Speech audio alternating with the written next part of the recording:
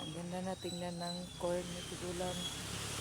Ako, ano talaga, ah, pagaan ng puso. Na maagang maaga tayo, nandito na tayo sa farm.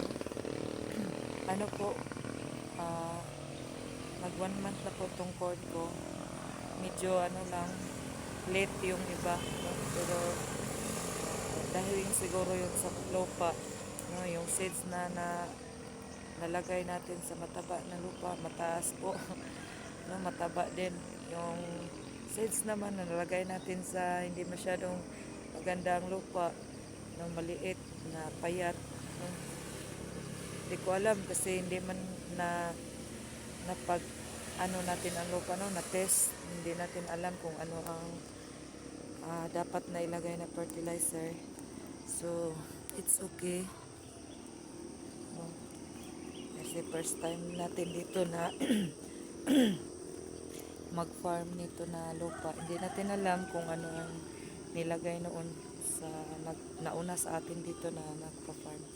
Yan, thank you for watching. Kung nagustuhan mo ang video ko, paki-like and share. Kung hindi, scroll mo lang. Big salute. Good morning again.